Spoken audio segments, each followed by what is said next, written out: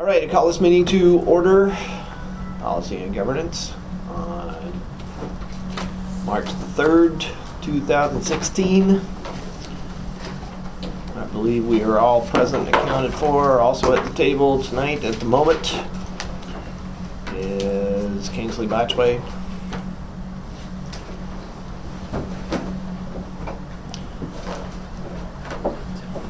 Just gonna stretch over you.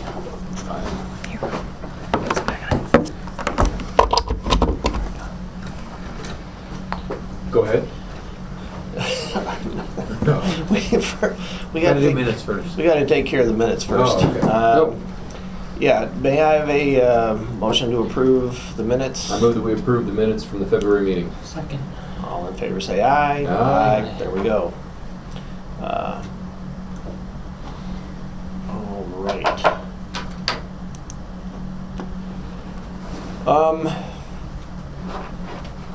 We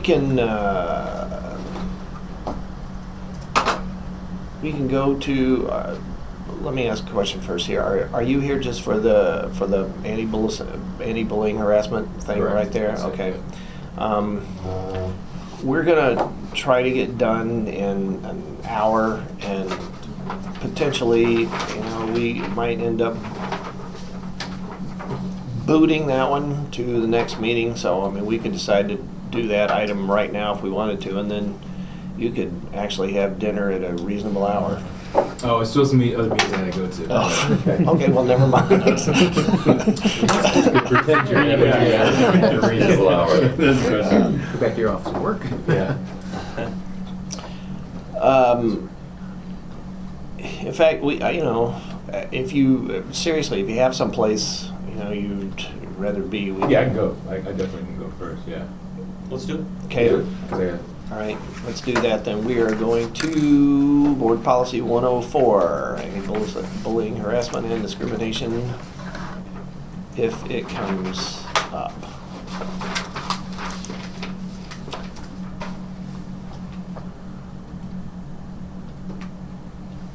This is what happened. Here we go. All right. Would you like it in large print? No, I had a career malfunction. no, but the audience would. So I think that Go ahead. this was moved to P&E? PG. P&G, sorry, Yeah. I'm still confused. All right. P&G because of just the addition of the investigation shall consider cases within the context of an individual's First Amendment rights. I share some concerns with that simply because we're currently trying to make our bullying policy provide a more descriptive legal framework when we're going through our policy. I mean, even within this, we have a separate policy that's within the procedures and guidelines that really tries to ensure that we are following all the protocols we need to follow in the event that, we are sued. And that's something that has been, looked over by the Department of Education from that standpoint. And also from, Steve had showed me some, I don't know what to call you, Henry.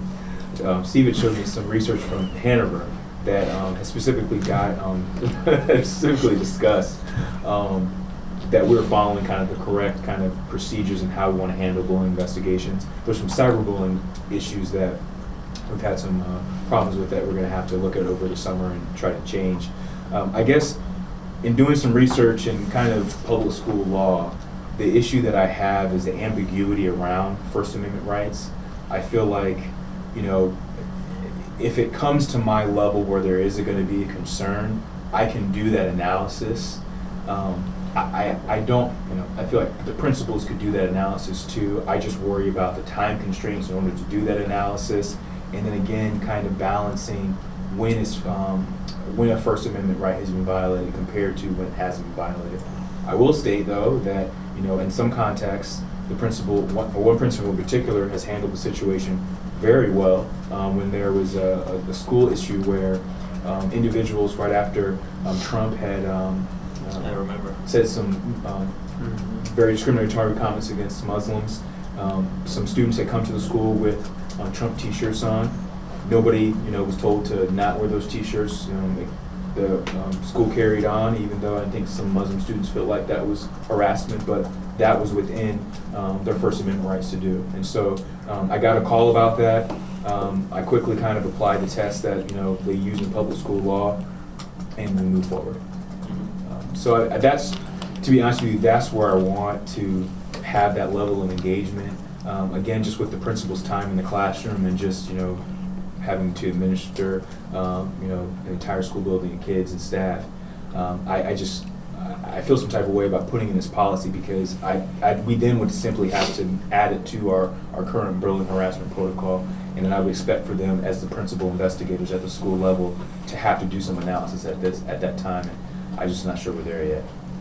I mean, that's sort of why I wanted to put it in, though, is because I feel like if we're putting people in the position where they're going to be disciplining people for things that they say, we're kind of asking for trouble if there isn't some step that they're supposed to consider along the way about whether they're paying attention to that issue. And I noticed also, I just discovered today, almost by accident, that there's an Iowa statute, student exercise of free expression, that it says section 280.22, that I mean, it just sort of summarizes probably exactly what you're looking at here. So to me, it's just kind of a compliance issue. We get the littlest regulation out of the Department of Education, and we do compliance training for people. And here we got the Constitution of the United States, and I'm not so sure people really even are aware that it could potentially be a problem when they are making decisions like that. Some of them are. Yeah, I guess again, to me, it doesn't necessarily. It hasn't gotten to the point where it's an issue. I guess I wouldn't say that to say that we shouldn't necessarily look into managing it because of that, but again, just within the framework of how we go about an investigation, I just feel like we would be okay. I don't necessarily think that we don't have safeguards in place to ensure that somebody's First Amendment rights would be protected. If it comes to that point, I would step in and apply the Tinker test, whether we're talking about students or obviously I'm also thinking about it from a staff standpoint as well, because there's the Connor rule, which is a kind of a metamorphosis from the Pinkering test, kind of allows for staff or teachers to express concerns, public concerns, and so that would be another thing that would, I guess, It's actually coming up as another thing we have to talk about tonight, I think. Oh, It's one of the elements in the okay. superintendent directions. Oh, okay. Well, so I just feel like at this time, I worry that we're putting something in here that doesn't. Joe went through this and kind of sliced through some of the things that weren't necessary from that standpoint, from the school or public school law standpoint, just to keep it very clear and concise. I just think this addition would, cause confusion, cause issues. We'd have to. Well, see, that's when I hear that. I'm not I don't talking- want people but I'm to not- be confused about this. I'm not talking about it from a school perspective. I'm actually talking about it from a parent perspective. I'm talking about from an outside community. Well, I'm a little bit perspective. worried about that too, though, because I think everything I know from just a lifetime of living is that the easy way is for, kind of the path of least resistance is just to say, cut it out. And I'm afraid that students won't necessarily be aware that they have rights. And, again, it might never reach this higher level.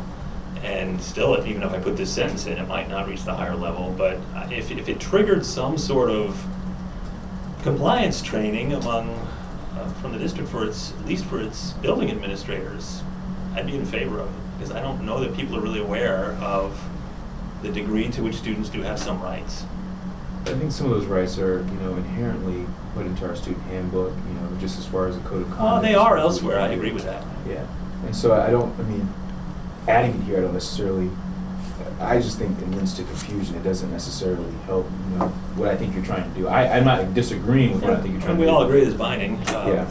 Just a question of whether to draw people's attention to it in this policy. If I were a student and I got in trouble, and I guess it's just me when I'm a student, I'd go look up a policy that they're giving me a hard time under. I wouldn't mind putting the idea in those people's heads that, well, you do have some rights.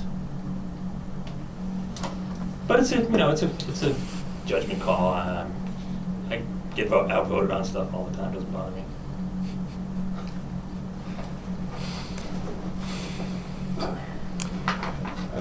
Anybody else's thoughts? I was mildly tempted to add the Fourth Amendment. Was it? But not the second. Well, I'm only half joking when I say that, because I did hear recently in one of our schools, there was a search that I wondered about.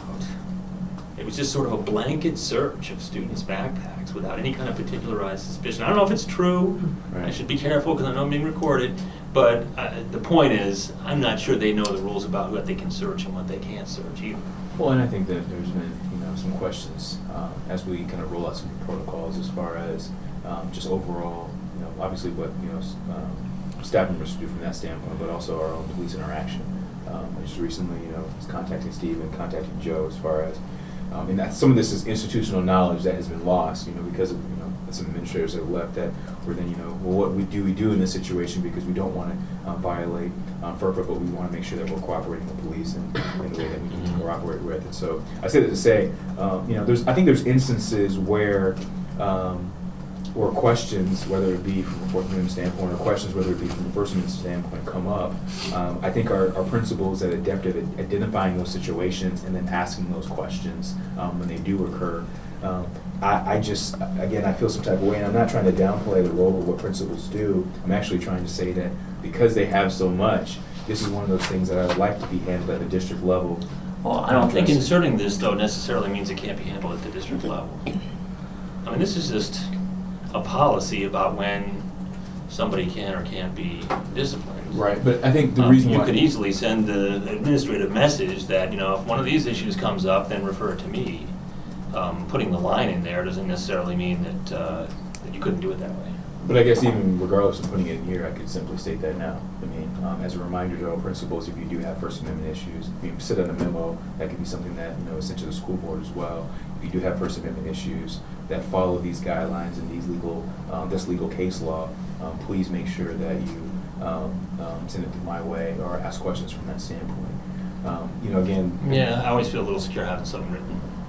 Well, yeah, you're not always going to be the guy sitting in that chair. Right. No, that's a good point. That's a good point. That's why I say, having a memo that this office, rather, the Director of Equity office will be the person to consider these things or have weigh in on these things. I think would solve what I think you're trying to bring up as an adequate concern, but then not necessarily get to the ambiguity that I think comes when this language is in there. Because if you look through some of the case law, some of the case law is ambiguous as far as what you can do as well. You're talking about banning the Confederate flag is something that was upheld in the courts, but I'm sure that there's still students that possibly could walk to school now with Confederate material. Until it gets to the U.S. Supreme Court, you still don't know. Right. So right. No, I agree. What are your thoughts?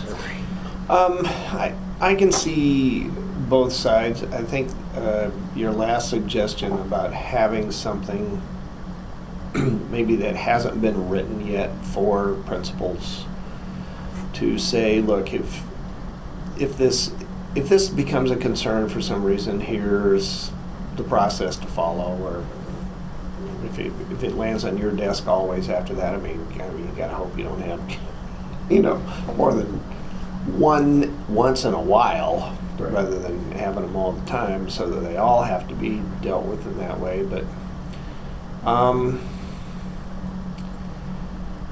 if it would lead to some clarity for principals and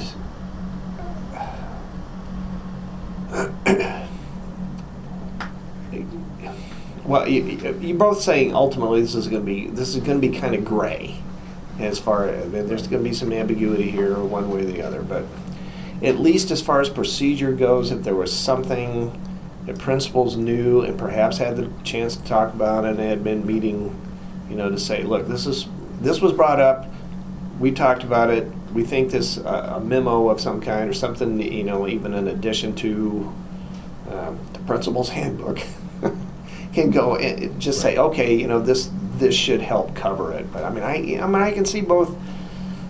I can see both sides. You know, and certainly if I'd been the principal and with the T-shirt thing, that would have made me squirmy. I mean, we used to have a policy that said you cannot advertise liquor or drugs. If you're wearing a beer T-shirt, even if you pay $25 for it, and and your Tijuana vacation, you have to turn it inside out. You're not. What if it says legalize marijuana and it's got the leaf on there? Well, you know, I mean, that's a good question. We used to make anybody wearing a leaf to either cover it up or turn it inside out. Well, because then that behavior would be, you could do that simply because you could be promoting illegal use of drugs. Well, what if it's just saying legalize it? You're not promoting illegal use of drugs. See, I think I look at that hypo and I say there's no way. Well, that's a Not specific to case do that. in here where somebody had said, I guess excuse me from the recording. It's all right.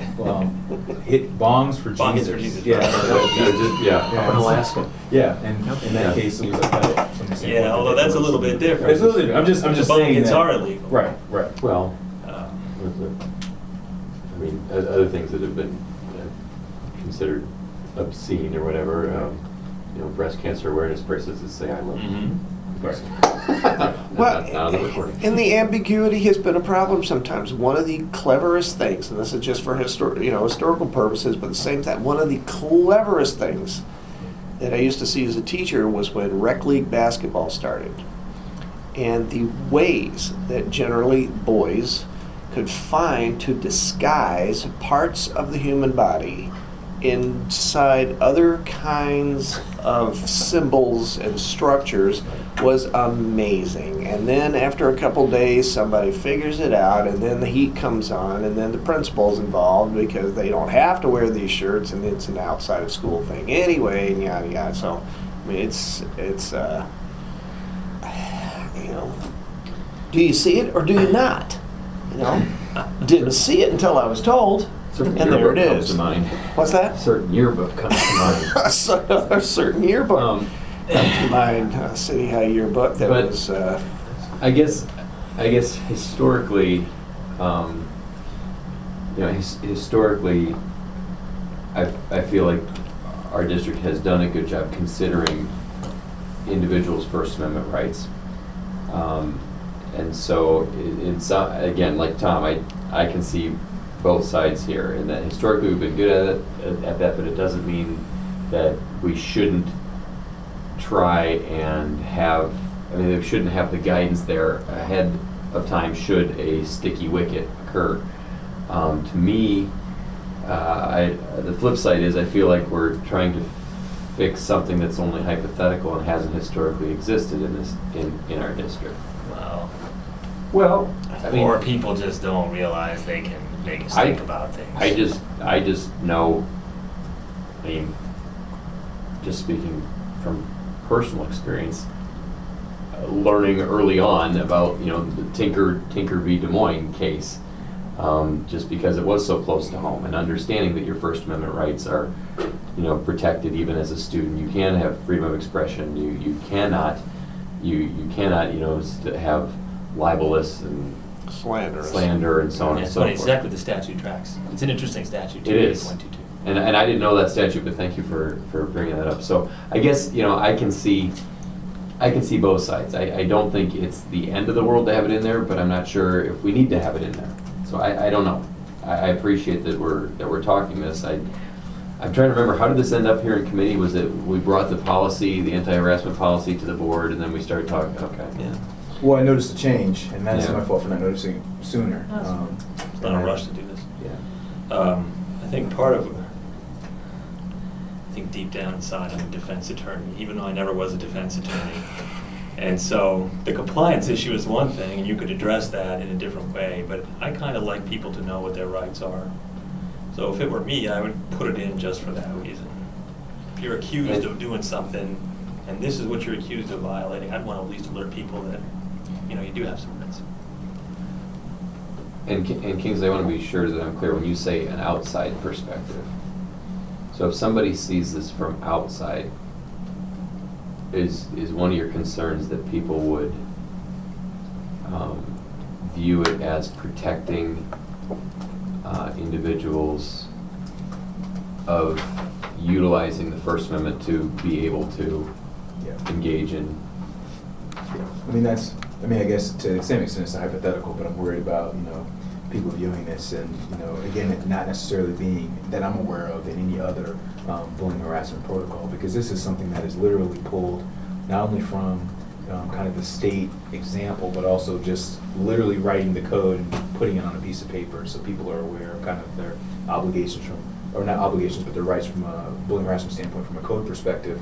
But I am worried about, people viewing this and that being the impetus for, I wouldn't say challenging. But saying the ICCSD allows people to say whatever the heck they want. Yeah, and so there's an inherent. ICCSD complies with the Yeah. U.S. Constitution. There's a- Well, Not that- but I get what you're saying is that it could have, I mean, yes, complies with the U.S. Constitution. That's the one end of it, but the other end of it is they're going to allow kids to say or do whatever they want. I mean, frankly, with our Although, community. it's hard to read this policy with that one line is the only line in that direction, and everything else is a very broadly worded policy about what counts as bullying. I think it'd be hard to take that message away. I mean, that's part of why I wanted to put it in there, is I felt like, boy, this is a very broad policy. And I always tell my students, I'm working with them this week, they're writing briefs.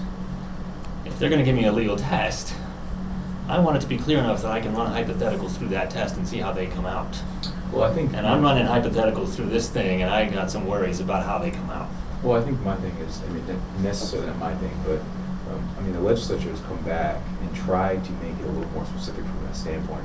That language just never got passed, just recently, because I was talking I about remember. it in some of the PD and saying, well, this is going to be coming out soon, and then it never did. And so from that context, I think there is some level of specificity that could occur, but. Here's my hypothetical.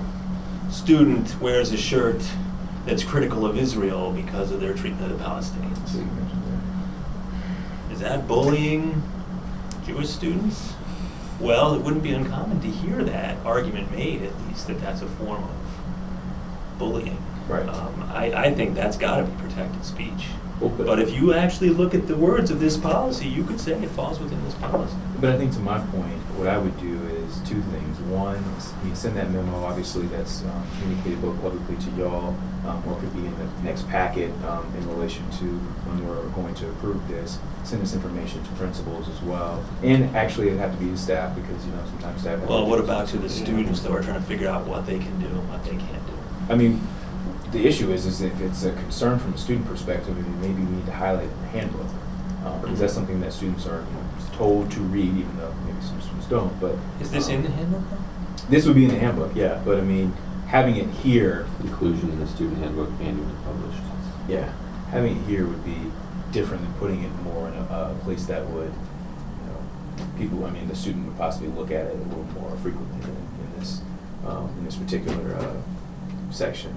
And then on top of it, we plan on doing some type of administrative PD in August, I believe, with different, Steve, different things that we kind of work on, or not work on, but are different kind of titles and what we want our principals to know. And I can incorporate, a First Amendment kind of discussion or PD in where. Back to school training, so that we make sure that it's front of mind for them as they get ready to kick off the school year, so that it's not something like you mentioned before that's known but not practiced.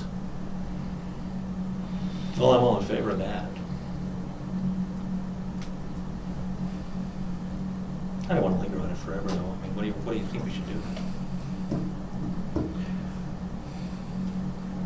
Well, on the one hand, I'm generally a fan of not adding things if they don't need to be added, but I can also see the argument to have something there so that you had something before a situation was being considered outside of an individual's. I mean, I get what you guys are saying. I don't know if I have an opinion on it. I guess I'd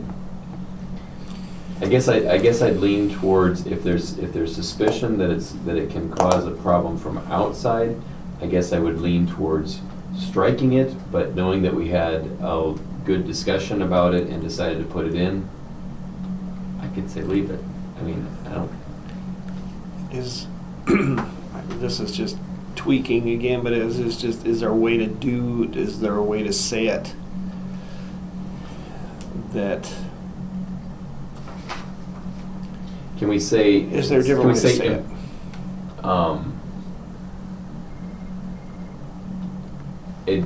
Wow.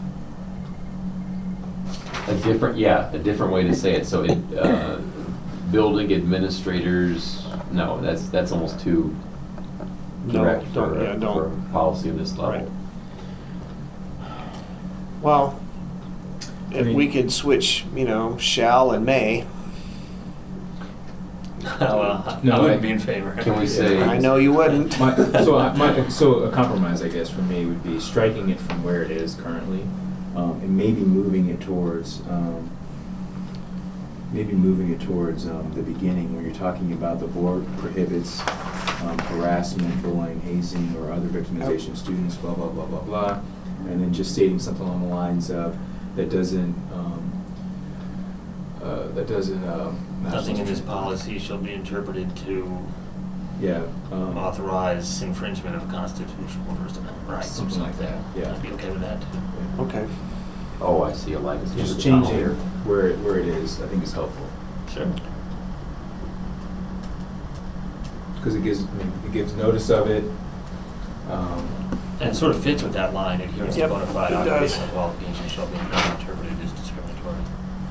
How about that? After that sentence, just say, nothing in this policy shall be interpreted to authorize infringement of First Amendment rights, period. I would say it more from the standpoint of including an element to the word perhaps harassment.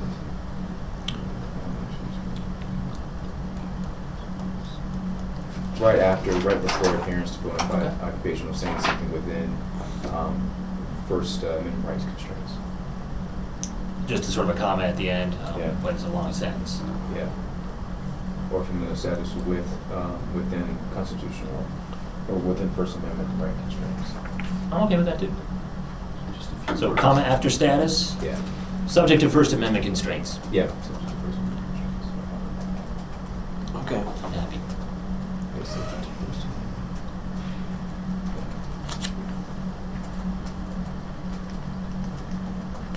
Does that make sense? I think it does, because the First Amendment is a constraint on what the government can do. Right, okay. So I'm So- sure that's. And the board, so read it, sorry, I'm getting, Blah, blah, blah, blah, blah, subject to First Amendment constraints. I'm hazing okay or with any that. victimization of students, based on any following that you believe in a limit to, subject to First Amendment constraints.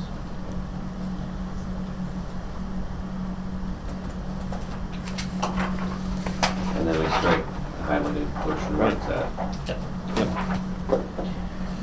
And there was much rejoicing. What? Was it half an hour?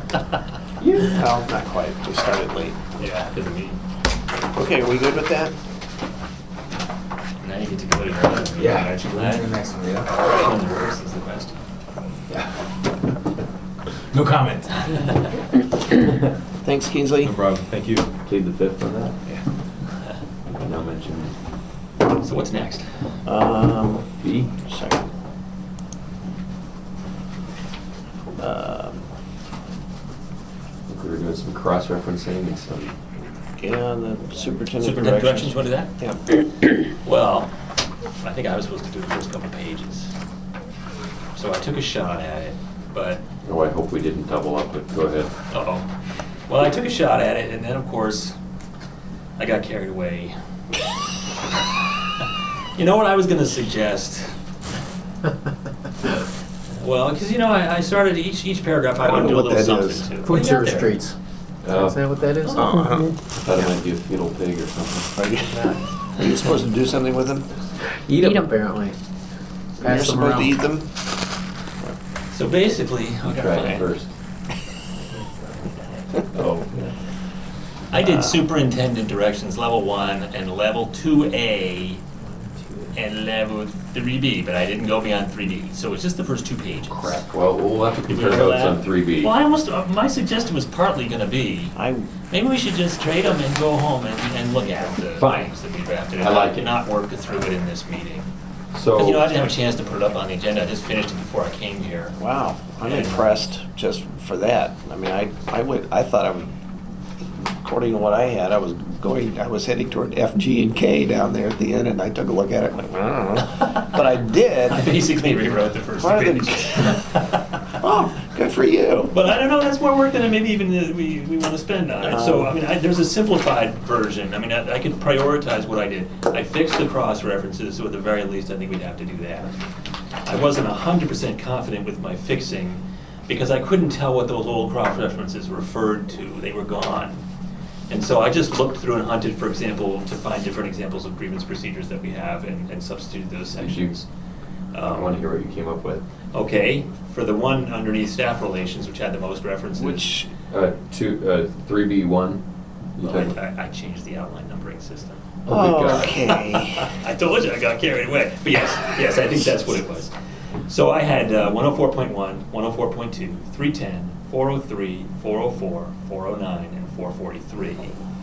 Same ones you I had? had 404, 409, 443. I had admin guideline 400, which is basically just saying that there is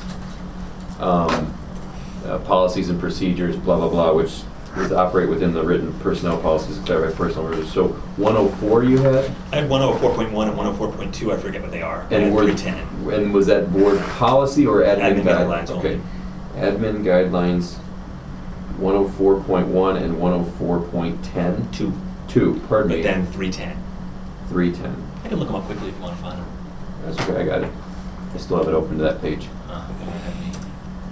And I had some other ones where I updated the cross-references, and some of them which I simply could not find any board policy or admin policy that referred to those things.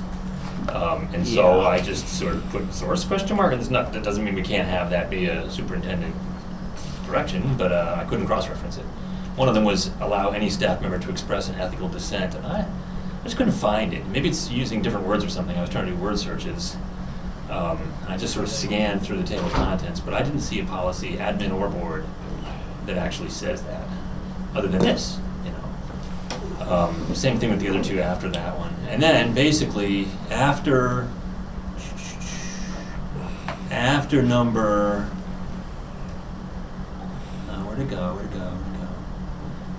After number 8, I just struck them all. I thought that was all coming from the diversity policy. Wow. And the same thing with the staff relations after number 4. The number 5 I thought was coming from the diversity Correct. policy. So yes, after 8, you're talking about in level 3A's. A's. 3A. Yeah, 3A. So Yeah. yes, 9, 10, 11, 12, and 13 Yeah, I should be thought they had to all struck. go. I will say that in the B's, Yeah, 3B5, yeah. that, Steve, I want to ask you that. I'm pretty sure that came from diversity did. policy. Yep. I had a suggestion for rewording Mhm. that. Instead of develop a plan to assure equitable use of the district's resources in pursuit of I had utilize district resources in a manner which ensures equitable learning environments. I wouldn't object to that. No cross-reference for it, right? Correct. We could, I'm sure we could find, do you think we could find a cross-reference? Maybe not. I think the cross-references are kind of secondary I- anyways. I thought that it's one of those things that, unlike 9 through 13, which were very, very Yeah. prescriptive, thou shalt do this by such and such time, and Yeah. 5 is, the message of 5 is, don't let one school wallow while another school, Right. I even thought some of the stuff from 9 to 13 might be salvageable if we wanted to. But it didn't seem to me like it was Steve's job. Work to reduce the number of non-contiguous attendance zones. That might be something we still want to do, but that's our call. It's not what Steve does. So I took it out just on that basis. Steve, do you see anything problematic with utilize district resources in a manner which ensures equitable learning environments? under, for some reason, that's under staff relations, for God's sake. I know, why is it? Why is that Yeah. under staff relations? We should move it up to stakeholder relations at the very least, right? Maybe if it's somewhere else in the thing, I only went through the first 2 pages. Actually, that might Are be, you gonna that might be, cross-reference it with board goals in order to define, from an operational definition standpoint? You know what, it might- What's an equitable learning environment? yeah. Well, I think if we don't define it, we are giving you the permission to use whatever reasonable interpretation is in It- Which is there. why I was thinking we might cross-reference it with the board goal, Is there? because I there's mean- more meat to that. Yeah, Oh, look, facilities learning environment, level 2H. right, that's right. That's where it belongs. Or financial planning and budgeting. Well, that's true, could go there. Facility- Learning environment I could 2J. see it under H. Facilities learning environment, that's exactly right. It does seem to fit, Yep. in which case it's, Especially when you look at 4, It would be pursue continuous cross- growth facilities improvement with consideration of the guiding principles of equity. It's the first one in there. oh, well, so we're probably already saying it. Yeah. So it might be redundant. It's a little bit different from pursue facilities improvement. Right, Yeah. because that's, That's It's the awful bricks and close. mortar. Put it right next if you put it in. yeah, so you put it in as 5. Might be a little bit of an overlap, but it wouldn't necessarily be redundant. And then link it to the board goals, you think? Or the, Well, maybe, like Chris said, you don't need to, but that would certainly be, Doing our. from an operational standpoint, that's what we would be using as the operational reference. do you want me to, So you could put in accord with board goal 3, okay, or in alignment with, or in response to. right. I don't know if there's any of those that resonate with you. Utilized district To resources. support, maybe might be a better way to describe it, to support board goal 3. And, okay. Okay. Or just board goals. I mean, You could do that too, yeah, without Board specifying. goals Might might, change. Or sometimes you could just say C, The numbering for might example, change. board goal That 3, might so be- as not to be that's a better- exclusive. yeah, that's but probably at a better least way to to direct do it. somebody's attention to it. I was That's- putting all those things in Okay. parentheticals at the end. He said put in parenthetical, C board goal 3. At a couple other places where I did change cross-references, do you want me to just read them off? yeah. Yeah, I Okay. might have a copy. So, So would Kim. I'll give you a copy eventually, but there's a lot more changes that we might not even want to deal with. So those are the more specific ones that have I'm to happen. impressed. So on level 3A6, that's not what that policy is called anymore, the number has changed. So I changed it to I want to see what you picked. 907. Yeah, and I had 904 also. Oh, I didn't notice Is- that one, I'll check that one. Is it board policy or is it It says- administrative guideline?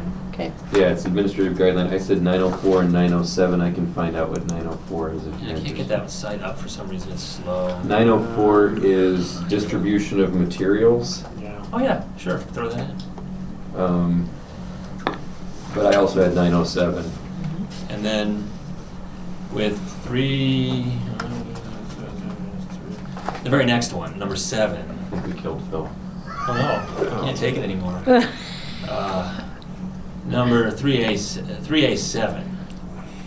That cross-reference is wrong, and so what I found was, first of all, I said, I changed the wording a little bit, but I said, Appendix 6 complaint process, but also Administrative Guidelines 403 and 405. 405. I had There you 405. go.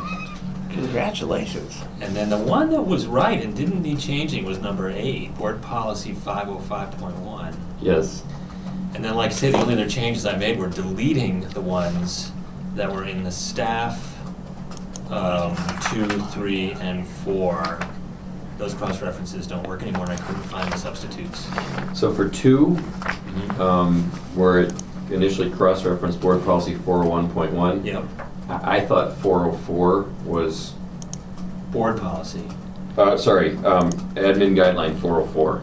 Let me see if I can find that maybe. It's, 404 is I was just there. employee complaints. So allow any staff member to express an ethical dissent without consequence. It was a stretch. Yeah, well, that's relevant at least. I mean, we're just saying things that might be relevant. It's not like Right. we can have these without any source at all, so. And What'd then you do for 3? For 3, I struck 401.1, but I left board policy 104, which, What's 104? you were, This is taking too long to load, I'll get it, I'll get it. It's painful, but it's here. Board policy 104 is actually what was already in place there. You know where we're at, Kim? This bullying and harassment? I believe so, yes. So, board governance, board policy, here we go. Come on. 104 is anti-bullying, well, that's what we're just looking at. Yeah. Anti-bullying and harassment. Yeah. So that was under, Number 3. policies that don't protect their human rights. Okay. I mean, That's the closest, I mean, that was that's already close as listed. I think of the bullying policy being students being bullied, but I guess staff members can be bullied. Oh, yes. Yes. And then, I mean, that's just my, that was already listed was board policy 104, which is anti-bullying and harassment, so I was gonna say just leave that, because that applies to anybody in, you know, students, staff, et cetera. That's right, it does. Kim? So here's 105. So Um, 104, board policy. 104. And then just strike 401.1, because I don't even know what that is anymore. I couldn't figure out where that's coming from. Actually, 401 is about equal employment opportunities. Well, I mean. Maybe. That's administrative guideline 401. Well, I mean, it does talk Just a about second. the usual things you can't discriminate on the different bases. You could just leave it. So if somebody was denied a promotion on the grounds that they were female, they could complain, and they would be referring to administrative guideline 401. It's not totally irrelevant. My margin notes are 104 perhaps, not sure about 401.1. So, 401.1. and that's what you were just talking about, that's, Well, I'm looking at the admin guideline. Maybe you mean the board policy. sorry, 401, Yeah. sorry. Yeah. So there's a little overlap between the admin guidelines and the board policies. And that's from when they divided it up Yeah. between Yeah, but board something's policies. landed in both places. And then screwed up the numbers. At the end of building policy, I think is still in both the board policies and the admin guidelines. 401. And so is this equal employment opportunity paragraph, but it's slightly different in the admin guidelines. So, But that's not our job to fix right now. We're just looking for cross-references. I think those cross-references are fine. you think 401's okay? I don't see the reason. Either board policy or admin guideline? They're both about I mean, equal I think employment they're just there opportunities. to be helpful for people who want to look at possible relevant connected sources, and I err on the side of throwing things in. So it could be policy or admin guidelines, because both of them are equal employment opportunity. Okay.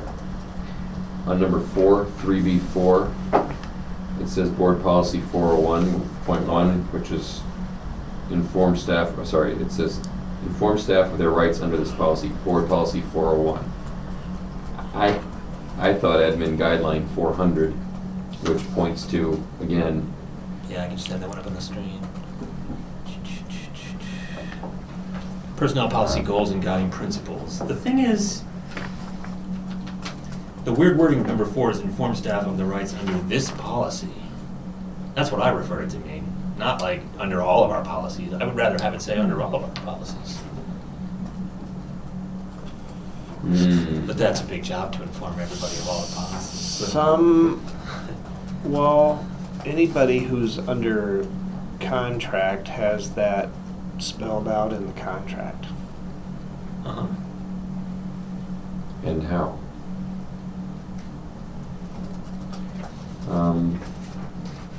I guess maybe if it didn't say under this policy, but said inform staff of their rights. As district staff. That's redundant. Means you could strike this policy and just say of their rights. Because there seems to be some ambiguity as to what this policy is referring to. Steve, what do you do? You're lost. This is, yeah. In terms of, I mean, when you saw that paragraph, like, I'm sure you're saying, oh, we already do that. Like, what would be your explanation of how we're already doing that? Standard response? Well, first of all, From this one, that one, the Yeah. bottom one. I was gonna say, first of all, essentially what we do is, we put it out on the website so that people can find it easily. We Mhm. point people to that. Tom mentioned it earlier, a lot of times we work through the associations. Right. And their folks work with us so that they know what their opportunities are, what our obligations are. So those are, but we've got a lot of I non-represented was people. gonna say, so there are some. But remember that you talked about it earlier, this is employees, it's community members, it's everybody. In the past, there's been board members. We've had board members that have gone through this process.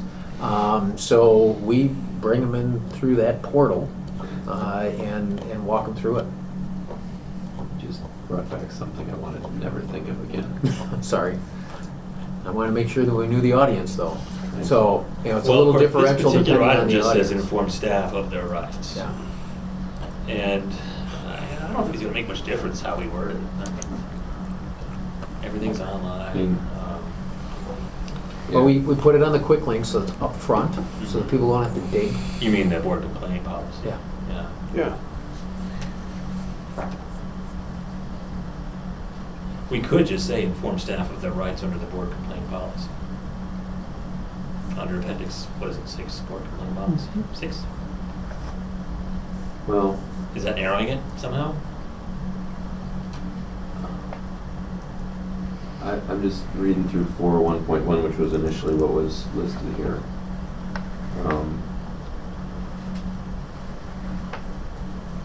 Take it from the back. It's equal employment opportunity, that's crazy. So I think it's more admin guideline. Which I'm flipping back and forth to. Yeah. So admin guideline 400. You know, look at up a little higher, these ridiculous levels. Level 3A1, doesn't it cover the territory?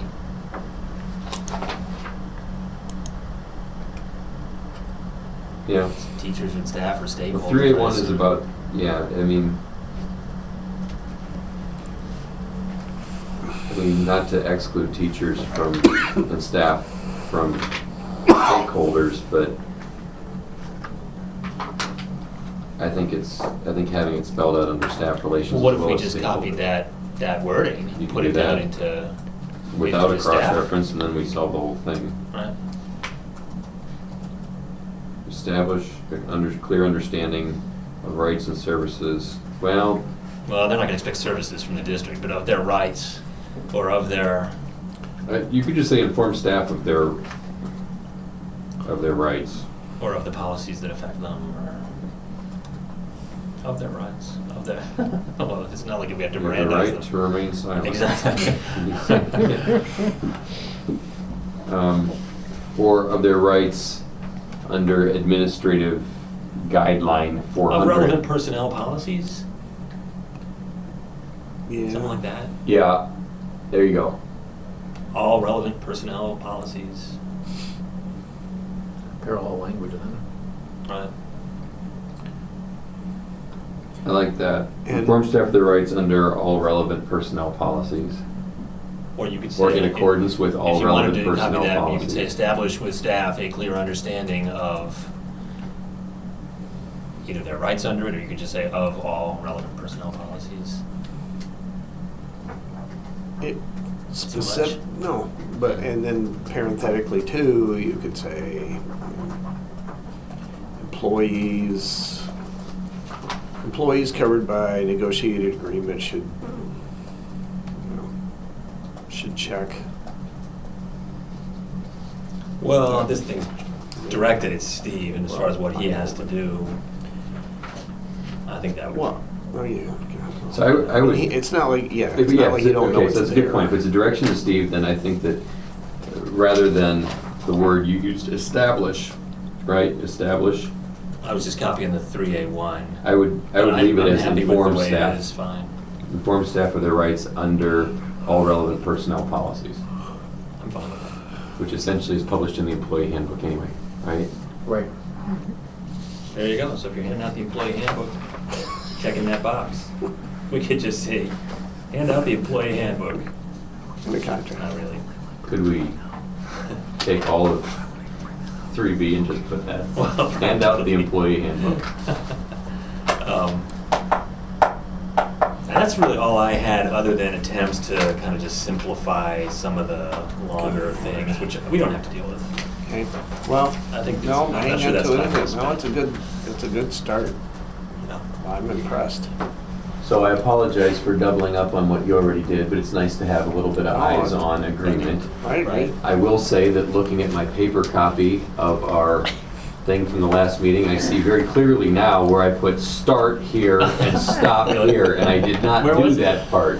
I was supposed to do 2F and 2G. 2F. Who was going to do 2C? Was I supposed to do 2C? We were not covering 2C. Oh, We that's were- right. Wasn't in large print, that's And why. I don't know, and I have no Yes, idea. now- And now that I see have it no in my- idea what I agreed to, because I Maybe didn't. you were supposed to I'd do write it- 2C. Yeah. I But I did go back to the minutes, and the minutes said we were going to start with A, B, and C.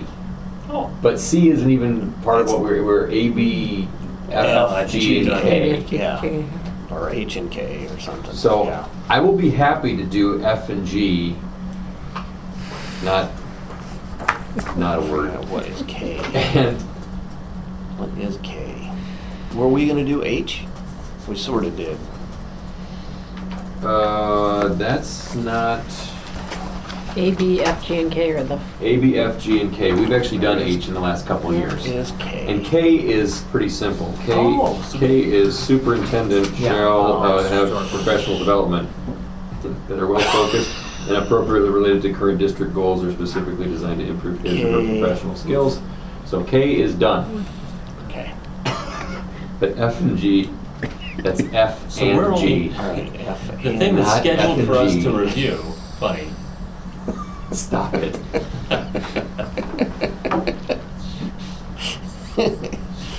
Am I understanding right that this whole thing is not actually up on the calendar for reviewing the whole thing? It's only certain parts of it? Right, Oh, well, good. yeah. So. They're kind yeah. of portioned out so that there's Yeah. about a third of the, if you were to lay them out by page, about a third of the pages each time. What is that? They're monster bars. Monster bars. Oh, Lord. I want, No, thank you. Do you want one? oh, I want all of them. Yes. Yeah, that's why I passed Take it 'em all. out. You know, it's a terrible, terrible thing. It is. No, I'm going to pass. And yet it's a wonderful, wonderful thing. It is. I'm starting. Me too. But you're gonna stay away, Kim's staying away. no thanks. Is the I can smell it. audience? Lick 'em. Oh, I can't do that either.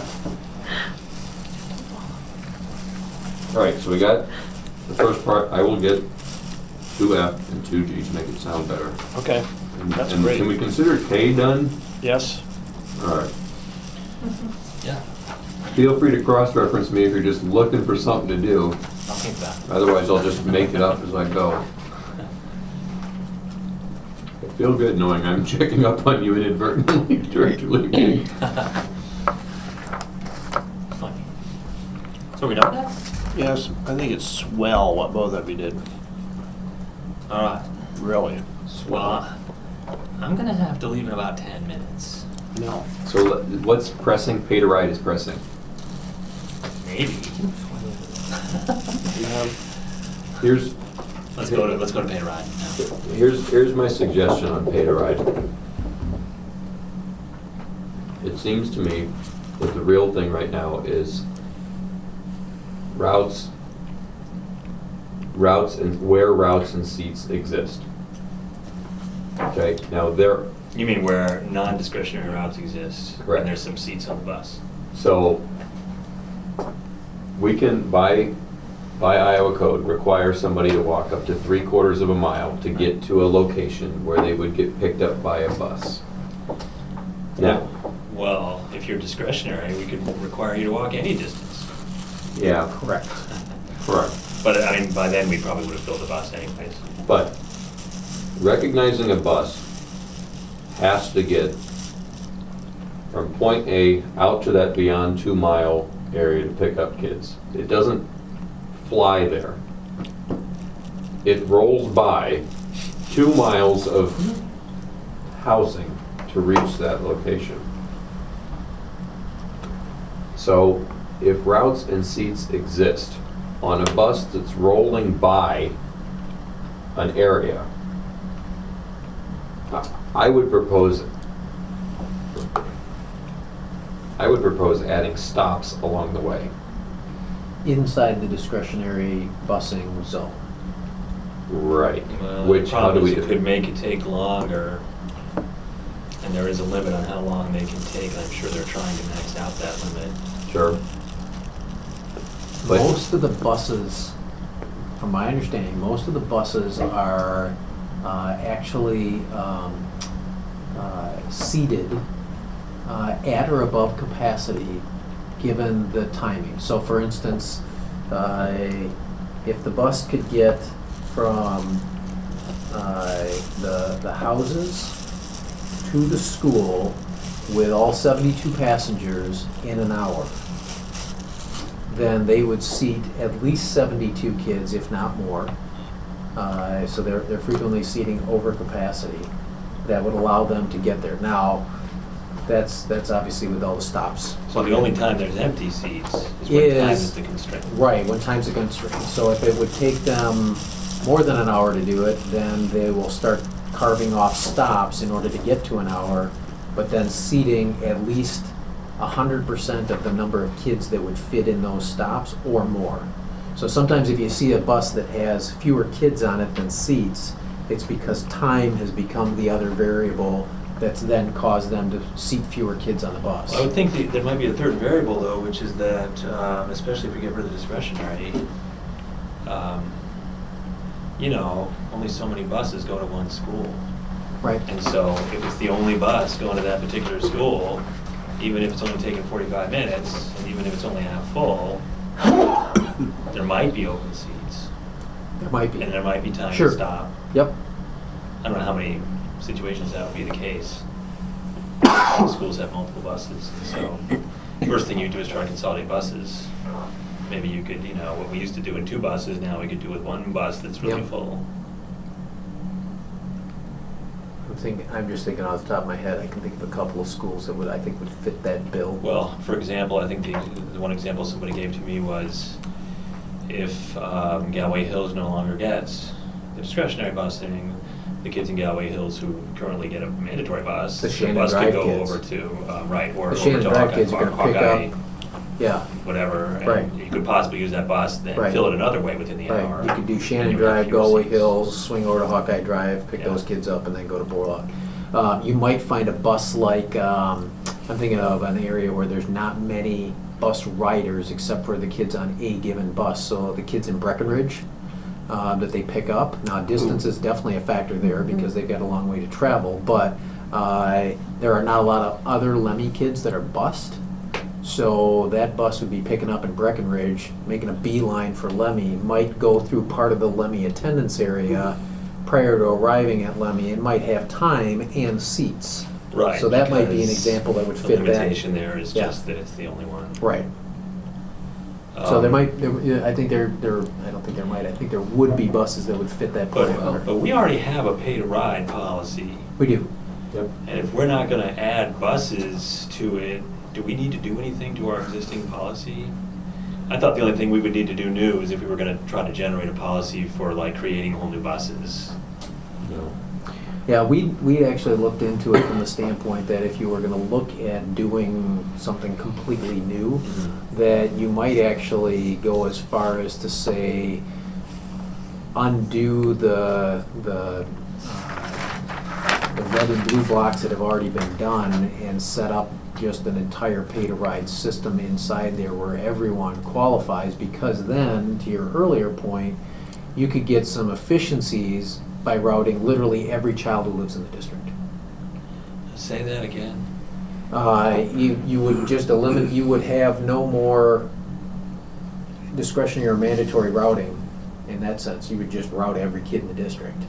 Now, there'd be a pretty substantial increase in cost to that, but you might get some efficiencies that you wouldn't otherwise achieve through using the pay-to-ride inside, discretionary outside.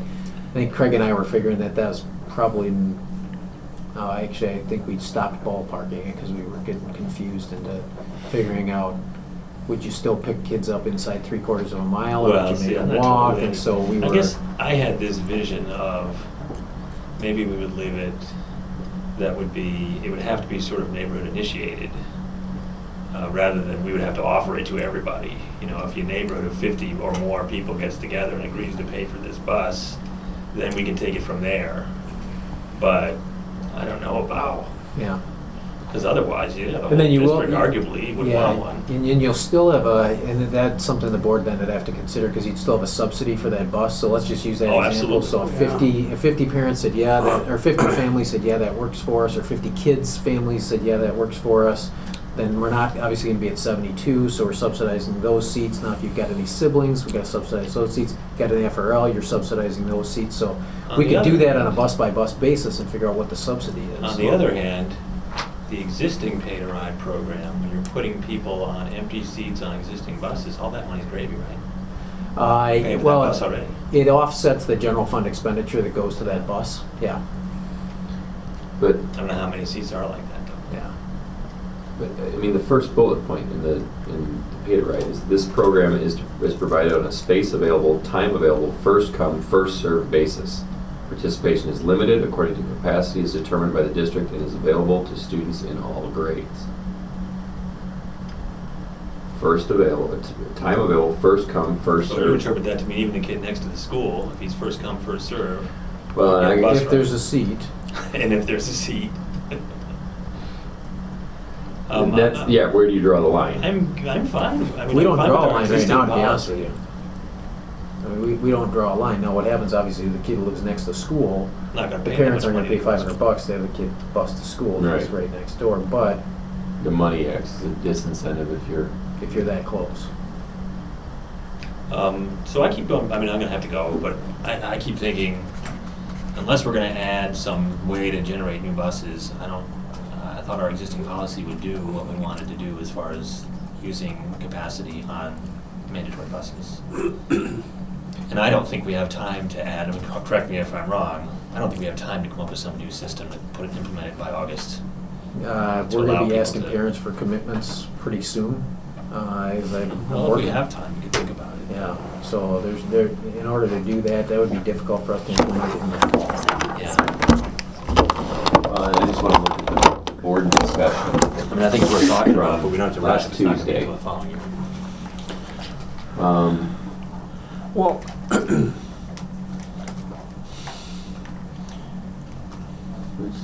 What? okay, never mind. I'll What were you gonna say? let Brian finish what he's looking at. I'm sorry, go ahead, I'm listening. No, well,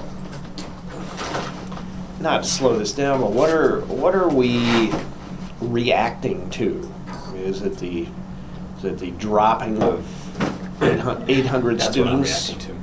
800 students from discretionary busing? I mean, really, is that what we're? Is No, that I thought you meant the drop off. I mean, I'm a little worried about the drop off if suddenly 150 kids are driving to Corville Central at 8 o'clock. Well, I know you are, yeah, and in some cases. What I'm reacting yeah, to there's some is- places that it's just not a good idea to drop anybody off. We've had pay to ride in place, in Yeah. theory, but it's been incredibly underutilized, if utilized at all.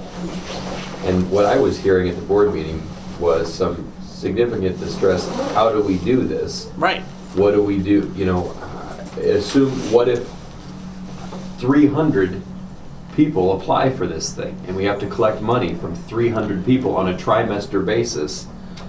Well, yeah, I get it. Can I just Point chime of in? order. Let the record reflect that I am leaving the meeting. That's right. If Board Member Hemingway here would like to take my spot, that's Yeah, I fine with mean, me. I don't think we have to adjourn and reconvene here. It's a committee. Sorry, I have to leave. So yes, Director Liebig had to go. Director Hemingway is now acting as substitute for Director Liebig, so the meeting will continue.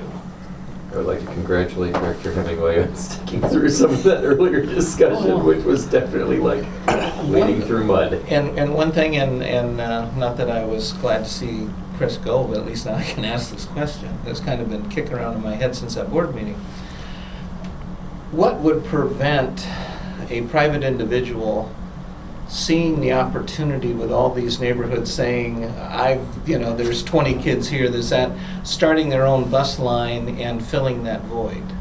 Actually, nothing. I share that because we had a group of open enrolled students in the Lake Ridge neighborhood who's worked with the property manager at Lake Ridge to actually organize a bus that went down to the Washington School District. Right. Washington or Highland. Riverside Highland. Yeah. Highland, right, School yeah. District. And that was, I don't know if there's a fee charge to the parents, but I know that I believe the property owner, the property manager was the one who bought the bus and ran it down Correct, there. So- I vaguely Yeah. remember hearing. I mean, they gotta discussion go through all on- the licensing process and all the rest of that if they wanna do it. Now, if they contracted independently with an outside provider, that's just a rental process, and that provider would do all that, so nothing would stop them at all. Now, would the district object, not that I'm thinking about it personally, but would the district object then if they come in and use the normal drop-off lanes, or would they be See, then? yeah, that's an interesting question, because we actually go through a big process at the beginning of the year where we have to sign off on, there's a whole series of categories, A, B, C, D, that we have to work with, that we'll just use West Branch as an example, since we're right out here. So West Branch wants to come inside the district. We have to sign off to allow them to come inside the district, or vice versa. So you have to look at these 4 categories and decide whether you're going to allow them to come in for this, come in for this, come in for this, come in for this. That's because it's another public school district, so we're under that obligation. But if it's a private provider, I don't think we're under any obligation to sign off on it, nor do I think they don't have to ask us. So I think if they wanted to contract with a bus company to pick up their kids and drop them off, And like, I'll use Hoover as an example, just because it's close to me and I kind of know how it works. So they would be allowed to pull into the normal bus circle and drop off, pick up, that type of a thing? I think we would treat it like we would treat any other parental drop-off. We'd want them Like to a- use the right Like a lane. church van Yep, or something yep. for a daycare or Right, something like that? Frog Hollow does pick up and drop off at Penn, for Okay. instance, in Garner. So, they have that, what do you call that? It's not a short bus, it's kind of like a hotel Right. Yeah. transit Shuttle bus, type. shuttle bus kind of thing. So they use something that looks like that. We might, and just like we would with anybody else, we'd encourage them, because of the length, use this driveway instead of that driveway, Sure. turning radius and things like that. But yeah, I How don't many think there's. kids fit in the bed of your pickup? No, I wasn't thinking of that. Oh, I'm gonna go to school bus sales in Waterloo. I thought maybe that's what you were getting at. Buy some trade-in. No, I just, Depends what age. it was just a thought, and I just wondered if for some of these communities that have the numbers and we're thinking about that might be an alternative. Well, there's also a gentleman who runs the busing for Lodge Apartments. Yeah. And also did Ames School District. I do some repair for their fleet on a case-by-case basis. And had a nice chat with him one time, and I've been tempted just to kind of talk with him and see if that's something that a third-party individual might see to. Didn't see that one coming. No? I'm sorry, Tom. No, that was fine. I mean, Maybe that's really maybe I should have interesting. kept that one. Where I was looking for investors. No, I think what you said as far as seats available, that using the existing format, I mean, that's easy to go forward with, right? And Is the situation then that the district, has to explain pay to ride to the public? Is that Perhaps. really what we're talking about here for? Perhaps. I mean, look at the volume of emails that we receive that say, I would be happy to pay for buses. I know. And I keep sending a link. Well, that's great, because here's the link to the pay-to-ride program that's been in existence for years. But if they have gotten their transportation paid or didn't have to They've worry never about all looked this for time, it. they've never even, right, they had no right, reason it's to, been off their radar. So a lot of them probably don't Well, know it's there. So, I mean, maybe the purpose of having the discussion is to have the discussion and to come back and say, people, I'm trying to remember with the new letter that's going out, the appeals letter. Yeah, which I'm working on in the office as we speak. And in the initial letter that went out to people who were losing discretionary busing, and I can't remember what ours looked like, but we can say, here's a link to the pay to ride thing. Here's, go to the transportation homepage. It's right there on the Well, transportation page. I think it probably ought to be Included. boosted up and put it on the front, put it on the home page. Right, sure. Here's the Absolutely. link. Mhm. Big And, bright red. Pay to ride. Or Quickly. or green, depending on which side of town you live on, or purple. Okay, all right. I've been accused. I was just meaning red meaning imminent, Oh, yeah. urgent, Yeah. It's visible. yeah. Green is for go, red is for urgent. Yellow Purple is for is go just a faster. nice color. So, so I guess, again, when I think about it, you've got some of the hotbeds, like the Scales Bend, Fox Run, East and West. Yeah. And I think about, we could ask every family in that Scales Bend, Fox Run, pickup point is at the front of where Scales Bend hits whatever the heck it is that goes out that way. Because Scales Bend goes up and through Fox Run. Yeah. I can't remember the name of it. That's fine. You know what I'm talking about. In the same way that the area that's south of Van Allen, the St. Thomas More area, Dempster Drive, so on and so forth, we could say your pickup point is along the route here. And if you want to pay to ride, you can do that. But people need to understand that there is a pay to ride, and that Yeah. Well, my own subdivision, the bus has to go on Prairie du Chien to get out to Westcott Heights. right. Linda Road, the 3 parents that were appealing that spoke to us, they're on Linda Road. You have to get your kid. Of course, they'll say, well, I don't want my kid working on Linda Road. Well, I know. Back in those days when I was a runner, I used to go down Linder Road, and But Linda Road used to be less traveled, it did because there were fewer houses on But- it, and it didn't use it. and there was not a mall Cross- in Coralville that everybody tries Correct. to get Connector. to. Yeah. But considering the only alternative for everybody north off Prairie du Chien and Newport Road is to go either the Dam or Linda Road. Boy, neither of those is a good idea. Yeah. So, I don't know, I guess maybe it's just we have to publicize this better. Maybe that's all that it requires, and we don't have time to do much else.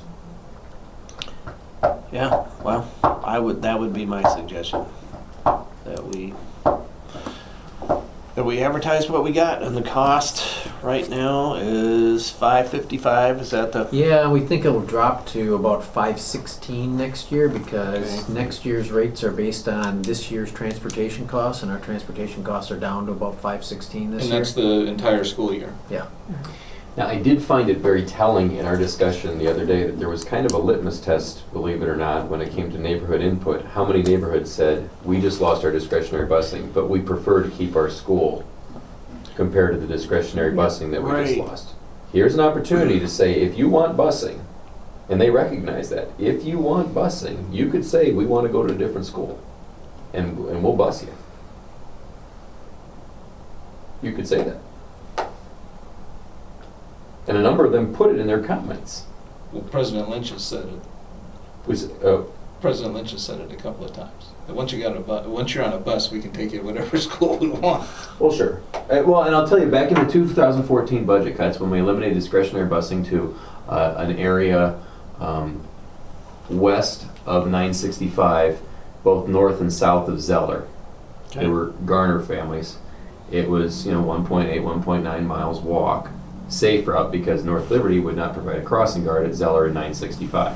So the kids had to walk all the way up and then tunnel under 965 and all the way back down to Garner. So it became 1.8 miles. If there had just been a crossing guard there, which the current mayor of North Liberty was the walking school bus person at the time, says that would have been easy to do, but they were unwilling to do it.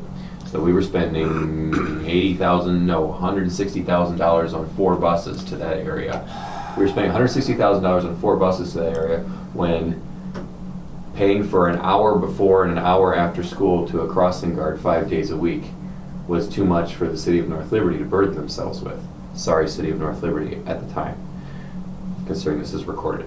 So, all the families that were currently going to Garner and losing discretionary busing, and Garner's overcrowded, they could have chosen to go to Van Allen, and they would have received busing, because it would have been greater than 2 miles away from Van Allen. That's a possibility. We could have talked that. And I think that's where the idea first came up. So the thing that I see with the discussion the other night, and it's in their comments, in some comments, despite we lost discretionary busing. Yeah. You know, and Fox Run in particular, the Fox Run one in particular says, it said, despite that we lost discretionary busing, we prefer to keep going to our school. That was more important, yeah. And there were some Van Allen ones that said that as well. Mhm. And it was kind of a litmus test, I think, because you could have had some neighborhoods that say, it's really important to us. Yeah. I don't know, I don't want to No. get stuck on this. They asked us as a committee to look at it. I don't know what we need to change with it. I don't either, other than, and what I can say and report out is we're just gonna advertise it and let people know it's there. Okay. And, post the link on the homepage. If there really need to be, I don't know, how to do any other reach out beyond that particularly, rather than having, everybody individually ask, but, maybe. I think what we'll do is we'll work with the building principals to make sure that they That was my understand it, next they know the suggestion. application process, because parents are most likely to go to their building Yep. principal as a resource, and so Yep. if we can work it through admin council, where we can just walk them through it so that they know what the form looks like, they can answer as many questions as possible, because that way when parents come in, they don't have to go somewhere else for an answer. The building principal has the answer for them, and they can Yep. give it to them right on the spot. So we can do a primer on that at an admin council meeting, so that parents, that principals feel confident answering the questions, and parents feel comfortable with the answers Sure. they get. Well, and with the DPOs and the PTAs, maybe that should be something that the next DPO meeting Sure, should be bring that up. kind of. And I'll tell you, when we made that decision on January 26th or whatever, I made a comment about PTOs. And we've had some feedback in emails saying that that'll make PTOs liable should there be some type of an accident. My point was, when a new family moves in and comes to the ice cream social, for the PTO to say, oh, you live here, these people live there, and they have organized a carpool. So I just wanted What's the to, matter with that? well, apparently, yeah. But, if you can say pretty much that the most chatter we've heard are Penn, Van Allen, Shimmick, Borlaug, and by Borlaug I mean Galway Hills. Can you guys think off the top of your head which buildings are other hotspots for lost discretionary? Mm. To me, it's those 4 right off the top of my head. Read them again. Penn, Van Allen, Shimmick, Borlaug, Corville Central. Yeah. Corwell Central. I was trying to think of, I think I'm missing one. But we didn't get as much chatter No, from but they Corwell did. I'm just Central. saying, I'm going through the map in my head and trying to pull up the areas in black on there that have a lot of kids that aren't just a small number. I need the transportation handbook for that, sure. I think I'm missing one. I just feel like it, but yeah, those would be big ones. Okay. Garner. Did Garner lose? Garner, we'd already, They already lost it, but they were one of those areas in black. I'm just going through. Garner, and if you really want to go back far enough, Lemmy, Yep, Lemmy. back in 2013. I was trying to scoop them all. Sorry, that's what I was doing as I was going through. I still think I'm missing one. I can't think what it is. But, the thing that's been happening over the last 6 years is this neighborhood eliminated. This neighborhood eliminated. And, what we just did was we just hit the reset button.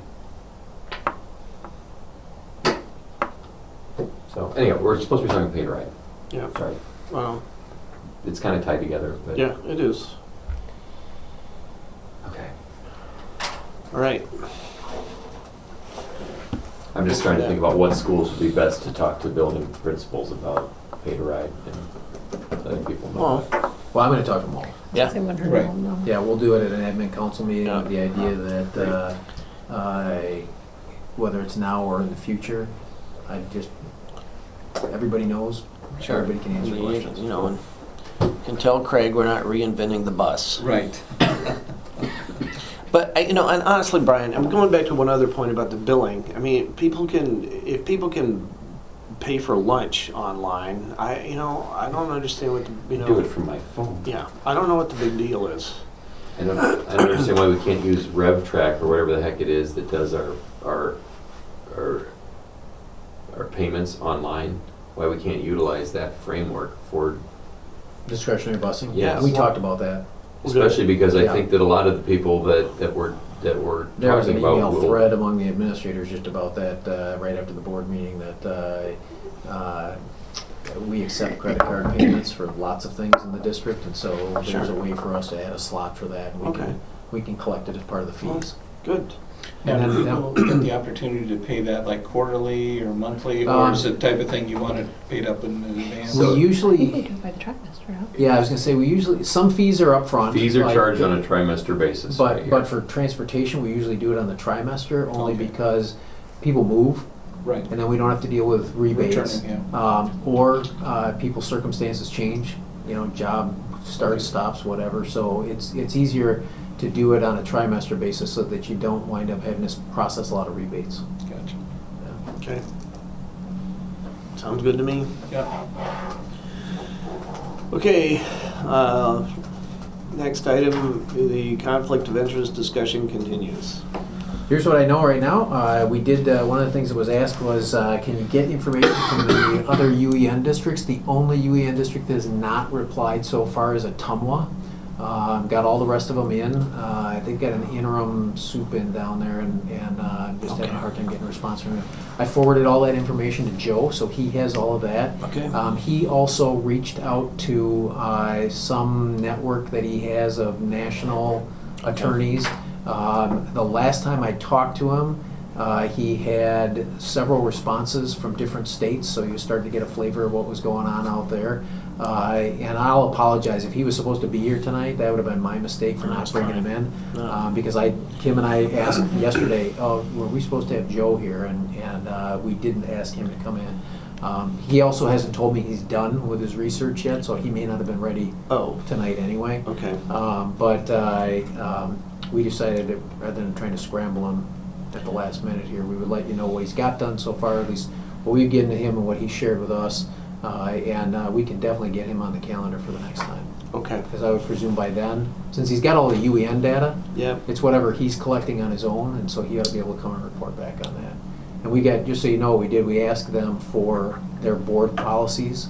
So we've collected all of those artifacts, so he has all of the ones that they sent us. They either sent us links or PDFs, or they cut and pasted the language. So he's got Okay. the actual language that they have. And Okay. We can have that attached. Yeah, that's what we thought we would do. And then like I said, I don't know what he's collected from a national level, but we can certainly attach all of that. Interesting to find out. Yep. Can I just ask a question on Sure. that? Is the conflict of interest policy primarily directed at salary employees, or is it also going toward hourly employees? It's primarily salary, Okay. but, I mean. No, well, and that makes sense. That makes sense to me. Yeah. Because when you have an hourly employee and you're saying, okay, from 8 to 5, you are in the employ of the district. When you're off hours, you can do whatever the hell you want. Right. But if you're a salary employee, essentially you're committed to the district, and at that point, I think it's a higher. Yeah.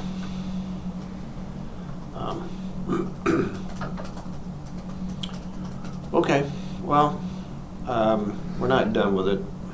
Should I put him on notice, make sure he's here for the next meeting? Yes, Assuming he's got please. all this stuff done? Yeah, We'll do that. especially if he's got a ton of stuff from other places, we can Yep, I will do that. we can look at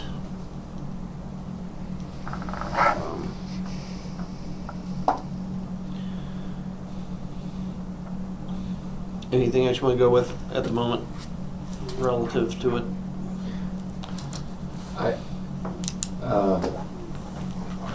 Can wait and see what Joe has to bring. Just trying to check something here, I'm sorry. March, February 2.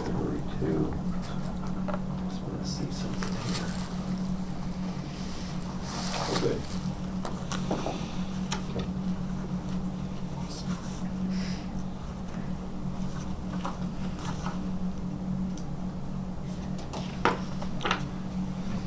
So are we on to agenda setting then, pending coming back to conflict of interest when Joe can be here? Or are we still in Yeah, conflict of no, interest? let's kick it down the road. If it's all right with you. All right with me. What's the date for the next P&G meeting? I'm seeing. I did not write it down. It's okay. I've got April 5. I think that's right. I think that's the first Tuesday in April. April 5. Okay.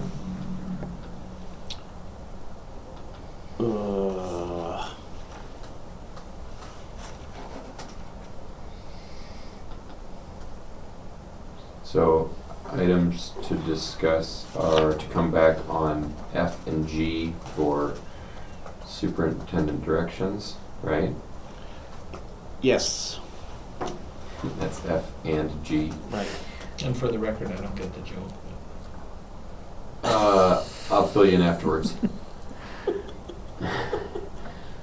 Or at least how I'm interpreting it. Okay. Level, let's see, so it's anti-bullying harassment, we got that done today. Pay to ride, we're gonna advertise that. Conflict of interest, we'll be circling back to that. Yep. I feel like there's one other thing. And I don't have, Steve, I'm looking for it. the checklist of stuff for the year. I think we were done with that already, right? Yeah, actually, that's one thing I didn't bring with me. And I didn't, for once, I didn't bring it. I don't 3 years. for see once. anything on that. I will check that. If there's I anything think that I we- see there, I'll email it to I you. think we got everything ticked off on there. I really do. I think we said that at the last meeting. I thought we did, but Kim and I will check that, make sure. So right now we're just I looking. know we didn't put anything on the draft of the April 5th meeting, so that leads me to believe that there's Right. nothing left over, but we'll Okay. double check to make sure. Great.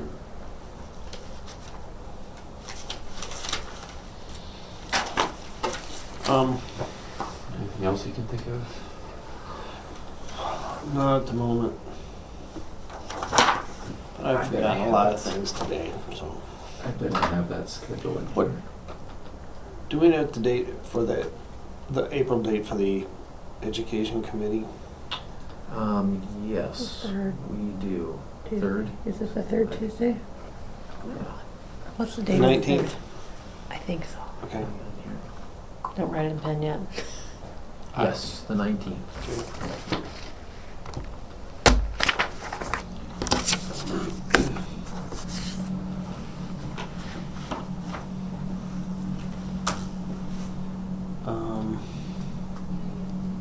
Oh, I got the board policy review schedule here if I can pull it up. Maybe. It's trying. It's very angry with me. Now I've done it. For Christmas. Well. No, it's really very angry at me now. Oh, here we go, opening.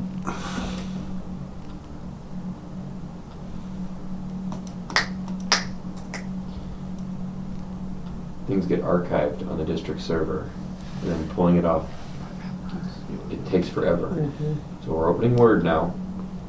Here it comes. Okay. Processing.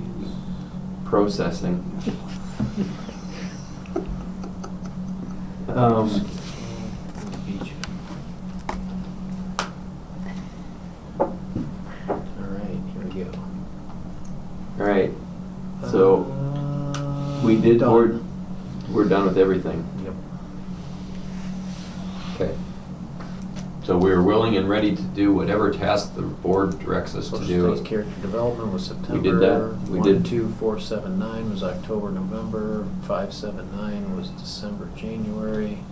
2 A, B, C, D, E, F we're doing now. Or A, B, F, G, K, sorry, get those right. Yeah. HGK. We did inclement weather, and we did appendix 2. Yep, we did it all. And just for the record, I wish Director Liebig was still Oops. here, but we had done 2C, D, E, H, I, J. When I came to superintendent directions, he was asking, why are we doing all of them? And it's just C, D, E were 2 years ago. No, last year. H, I, J were, I don't know, whatever. Okay. Yes, 2 years ago. I will save that on the desktop this time. I'm glad you knew where it was. Blind squirrel finds a nut every once in a while. All right, motion to adjourn, or sorry, I move we adjourn. Second. All in favor, say aye. Nobody Aye. was waiting for me.